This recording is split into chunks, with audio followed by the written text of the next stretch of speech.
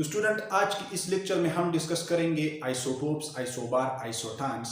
तो सबसे पहले मैं आपको आइसोटोप, आइसोबार्स और आइसोटॉन के बारे में थोड़ा बहुत बताऊंगा ताकि आप लोग इसको समझ सके, और एंड में मैं आपको इस पर थोड़े बहुत एमसीक्यूज भी सॉल्व करूंगा ताकि आप लोगों को जो है कंसेप्चुअल क्लैरिटी आ जाए इसके बारे में। तो सबसे पहले मैं आपको डिस्कस करूंगा आइसोटोप्स। तो स्टूडेंट हमें पता है कि एक एलिमेंट के बहुत सारे एटम्स होते हैं, ठीक है। और लेट सपोज हमने एक एलिमेंट के एटम्स लिए और वो एटम्स वो एलिमेंट्स जो हमारे पास है वो है हाइड्रोजन, ठीक है। हमारे पास हाइड्रोजन जो है ये एक एलिमेंट है और इसके हमने 3 एटम्स लिए, ठीक है। अब अगर हम इन 3 एटम्स को देखें तो यहाँ पर इन सब की एटॉमिक नंबर सेम है। इसका भी एटॉमिक नंबर 1 है, इसका भी एटॉमिक नंबर 1 है, इसका भी एटॉमिक नंबर 1 है। यानी हम ये कह सकते हैं कि हाइड्रोजन की इन 3 एटम्स में एक एक प्रोटॉन है, ठीक है। लेकिन जब हम इसके मास नंबर को देखें तो प्लूटोनियम का मास नंबर 1 है, ड्यूटेरियम का मास नंबर 2 है, ट्राइटियम का मास नंबर 3 है। यानी मास नंबर जो है वो डिफरेंट है और एटॉमिक नंबर जो है वो सेम है। तो हमारे पास एक ही एलिमेंट के वो एटम जिनके मास नंबर डिफरेंट हो और एटॉमिक नंबर सेम हो, हम इसको आइसोटोप कहते हैं। तो आइसोटोप क्या है? Isotopes are atom of the same element having same atomic number but different atomic mass are called isotopes, ठीक है। अब यहाँ पे क्वेश्चन अराइज होता है कि इन सब की एटॉमिक नंबर सेम है लेकिन इसका मास नंबर क्यों डिफरेंट है? तो मैं आपको बताऊंगा कि एटॉमिक नंबर हम कुछ इस तरह डिफाइन करते हैं, the number of proton present in the nucleus of an atom, ठीक है। एक एटम के न्यूक्लियस में जितने भी प्रोटॉन प्रेजेंट होते हैं हम इसको इसका एटॉमिक नंबर कहते हैं। तो यहाँ पर इसकी न्यूक्लियस में भी एक प्रोटॉन है, इसकी न्यूक्लियस में भी एक प्रोटॉन है और इसकी न्यूक्लियस में भी एक प्रोटॉन है। लेकिन मास नंबर को हम कुछ इस तरह डिफाइन करते हैं, the number of proton and neutron present in the nucleus of an atom, ठीक है। तो प्रोटॉन जो है इसमें और इसमें सेम है लेकिन इसका मास नंबर डिफरेंट है। वो क्यों डिफरेंट है? क्योंकि मास नंबर प्रोटॉन और न्यूट्रॉन का समअप है। प्रोटॉन तो सेम है लेकिन न्यूट्रॉन डिफरेंट है। तो यहाँ पे अगर हम इसको देखें तो इसका मास नंबर क्या है? 1, यानी हमें तो पता है, और एटॉमिक नंबर क्या है? 1, यानी हमें पता है कि इसमें एक प्रोटॉन है और न्यूट्रॉन जो है वो प्लूटोनियम में नहीं है। यहाँ पे इसमें एक प्रोटॉन है और एक न्यूट्रॉन है तो इसका मास नंबर क्या है? 2। तो यहाँ पे एक न्यूट्रॉन है, यहाँ पे एक प्रोटॉन है और 2 न्यूट्रॉन है, ठीक है। तो हमें ये पता चला कि ये जो मास नंबर है यहाँ पे और इसमें जो डिफरेंसेस है वो न्यूट्रॉन की वजह से है।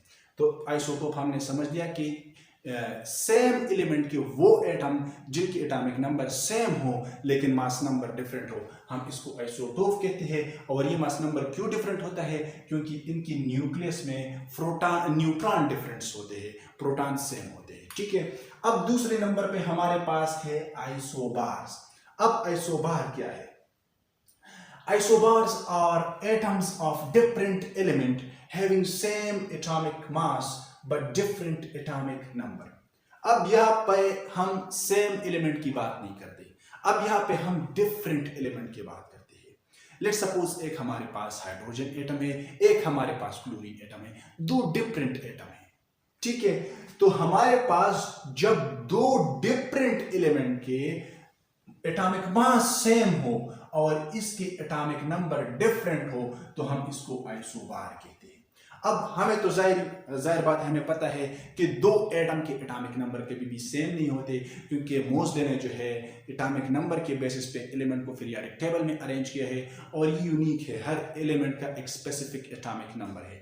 लेकिन ये हो सकता है कि डिफरेंट आइसोटोप्स के एटॉमिक मास जो है वो सेम हो सकता है। डिफरेंट एलिमेंट के डिफरेंट आइसोटोप्स जब हम ले और एक दूसरे से कंपेयर करें तो इनके मास नंबर जो है वो सेम हो सकता है। अब यहाँ पे मैंने 2 एलिमेंट लिया है, एक है पोटेशियम और एक है कैल्शियम, ठीक है। ये कैल्शियम का एक आइसोटोप है और ये पोटेशियम का एक आइसोटोप है, ठीक है। अब यहाँ पे अगर हम देखें तो इसका एटॉमिक नंबर 19 है और इसका एटॉमिक नंबर जो है वो 20 है। इसका मास नंबर 40 है और इसका मास नंबर 40 है।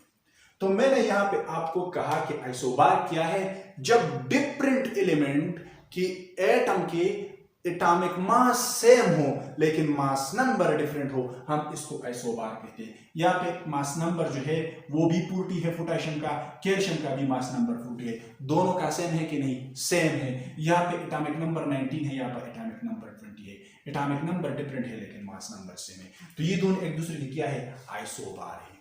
ठीक है, आइसोबार का कंसेप्ट समझ में आया। अब लास्ट में हम डिस्कस करेंगे आइसोटॉन्स। आइसोटॉन्स क्या है? Isotons are atoms of different element having same number of neutron but different number of proton in the nucleus of an atom. Isoton भी हम जो है different element के बीच का मामला है ये। ठीक है, जब different element की एटम में न्यूट्रॉन सेम हो, हमने एक एलिमेंट लिया और इसका एटम लिया, और एक दूसरा एलिमेंट लिया जो इस एलिमेंट से डिफरेंट है और इसका एक एटम लिया, ये जो एटम है और ये जो एटम है, इन दोनों में न्यूट्रॉन सेम है लेकिन प्रोटॉन जो है वो डिफरेंट है, इसको हम एक दूसरे के क्या कहते हैं, आइसोटॉन्स कहते हैं। यहाँ पे हमने एक सल्फर एटम लिया है और एक क्लोरीन एटम लिया है, दोनों एक दूसरे से डिफरेंट है। लेकिन अब यहाँ पे अगर हम देखें तो इसका एटॉमिक नंबर क्या है, 16, इसका एटॉमिक नंबर क्या है, 17। एटॉमिक नंबर हमें क्या रिप्रेजेंट करता है, प्रोटॉन। यानी सल्फर पे यहाँ, सल्फर के पास यहाँ कितने प्रोटॉन है, 16, या क्लोरीन के पास कितने प्रोटॉन है, 17। और मास नंबर हमारे पास क्या रिप्रेजेंट करता है, मास नंबर हमारे पास प्रोटॉन प्लस न्यूट्रॉन रिप्रेजेंट करते हैं। क्या रिप्रेजेंट करते हैं, प्रोटॉन प्लस न्यूट्रॉन। ठीक है, तो यहाँ पे अगर हम देखें ये मास नंबर हमारे पास क्या है, प्रोटॉन प्लस न्यूट्रॉन। ठीक है, तो यहाँ पे मास नंबर क्या है, 37। ठीक है, प्रोटॉन कितने हैं, 17, और न्यूट्रॉन हमारे पास क्या है, अननोन है। ठीक है, न्यूट्रॉन हमारे पास क्या है, अननोन है। ये यहाँ पे +17 है, यहाँ पे जब आएगा तो -17, तो ये हो जाएगा 37 - 17 = तो ये हमारे पास आया 20। तो यहाँ पे हमारे पास क्लोरीन जो है, क्लोरीन के पास कितने न्यूट्रॉन है, 20। यहाँ पे हम देखते हैं कि सल्फर के पास कितने न्यूट्रॉन है। तो सल्फर जो है atomic number = proton plus neutron. तो सल्फर का atomic number mass number, sulphur का मास नंबर क्या है, 36। प्रोटॉन कितने हैं, 16। न्यूट्रॉन का हमें पता नहीं। अब यहाँ पे ये +16 है, यहाँ पे जब आएगा तो -16 हो जाएगा। 36 - 16 = number of neutron in sulphur. तो ये भी हमारे पास 20 आया। तो सल्फर में भी 20 न्यूट्रॉन है और क्लोरीन में भी 20 न्यूट्रॉन है, लेकिन यहाँ पे 16 प्रोटॉन है और यहाँ पर 17 प्रोटॉन है। तो दोनों में न्यूट्रॉन सेम है लेकिन प्रोटॉन डिफरेंट है। तो ये एक दूसरे के क्या है, आइसोटॉन्स है। ठीक है, तो अब मैं अपने टॉपिक को थोड़ा रिवाइंड अप करता हूं ताकि आप लोगों को एमसीक्यू सॉल्व करने में आसानी हो। आइसोटोप्स, जब सेम एलिमेंट के डिफरेंट एटम्स हम ले और इनकी एटॉमिक नंबर सेम हो, क्या हो, सेम हो लेकिन मास नंबर का डिफरेंस हो। Atom of the same element के वो एटम जिनकी एटॉमिक नंबर सेम हो लेकिन मास नंबर डिफरेंट हो।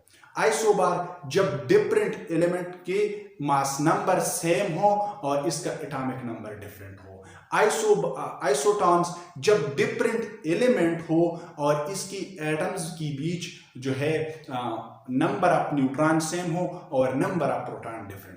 तो यहाँ पे मैंने कुछ एमसीक्यूज लिए हैं, अब हम इसको सॉल्व करेंगे। तो सबसे पहला वाला एमसीक्यूज है, which of the following pairs are isotons of each other? इनमें से कौन सा पेयर ऐसा है जो एक दूसरे के आइसोटॉन्स है?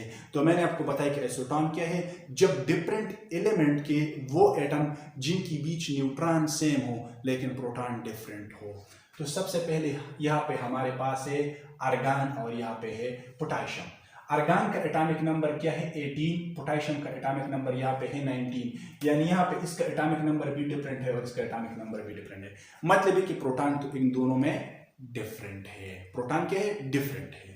ठीक है, तो प्रोटॉन डिफरेंट हुआ। अब हम न्यूट्रॉन की बात करते हैं। यहाँ पे इसका एटॉमिक मास नंबर क्या है, 38। यहाँ पर इसका मास नंबर क्या है, 39। तो मास नंबर से हम प्रोटॉन को माइनस करें 38 से, जब हम 18 को माइनस करते हैं तो क्या आता है, 20। यानी इसके पास 20 न्यूट्रॉन है और ये जो है 39 मास नंबर है, और इससे हम प्रोटॉन को मास माइनस करते हैं। तो 39 से जब हम 19 को माइनस करते हैं तो ये भी 20 आता है। मतलब ये दोनों एक दूसरे के आइसोटॉन्स है। अब हम बाकी को भी चेक करते हैं कि ये है कि नहीं है। ठीक है, अब यहाँ पे आते हैं तो यहाँ पे इसका एटॉमिक नंबर 18 है। ठीक है, और इसका भी एटॉमिक नंबर 19 है, मतलब प्रोटॉन डिफरेंट है, लेकिन दोनों का मास नंबर सेम है। ठीक है, तो यहाँ पे हम 40 से 18 माइनस करते हैं तो 22 न्यूट्रॉन है इसके पास। यहाँ पे 40 से 19 को माइनस करते हैं तो यहाँ पे इसके पास 21 न्यूट्रॉन है। यहाँ पे न्यूट्रॉन भी डिफरेंट है, ये एक दूसरे के आइसोटॉन्स नहीं है। यहाँ पे हमारे पास बोरान है और एक कार्बन है, तो दोनों के एटॉमिक नंबर डिफरेंट है, मतलब प्रोटॉन डिफरेंट है। अब हम न्यूट्रॉन के पास आते हैं तो यहाँ पे इसके पास एक मास नंबर 12 है। तो मास नंबर से जब हम नंबर ऑफ प्रोटॉन को माइनस करते हैं तो हमें नंबर ऑफ न्यूट्रॉन दे देते हैं। तो यहाँ पे 12 माइनस 5 इज इक्वल टू 7, और यहाँ पे 13 माइनस 6 इज इक्वल टू 7। इन दोनों के बीच भी न्यूट्रॉन सेम है, इन दोनों के बीच भी न्यूट्रॉन सेम है। तो option B both A and C is the correct answer. ठीक है, अब दूसरा एमसीक्यूज है, which of the following pair are isobars of each other. तो मैंने आपको बताया कि आइसोबार क्या है, जब डिफरेंट एलिमेंट के मास नंबर सेम हो और एटॉमिक नंबर डिफरेंट हो। तो ये जाहिर बात है, बहुत इजीली सॉल्व हो सकता है। इन दोनों के मास नंबर एटॉमिक नंबर क्या है, 20 19 डिफरेंट है, मास नंबर 40 39 डिफरेंट है, ये नहीं है। इन दोनों के एटॉमिक नंबर क्या है, 6 मास नंबर क्या है 12 13, मास नंबर भी डिफरेंट है, तो ये नहीं है। इन दोनों के एटॉमिक नंबर क्या है 18 19, एटॉमिक नंबर डिफरेंट है, मास नंबर क्या है 40 40, यानी इन दोनों के मास नंबर सेम है। और हम कहते हैं कि जब दो डिफरेंट एलिमेंट के एटम्स के मास नंबर सेम हो और एटॉमिक नंबर डिफरेंट, तो इसे हम आइसोबार कहते हैं। तो option C is the correct answer.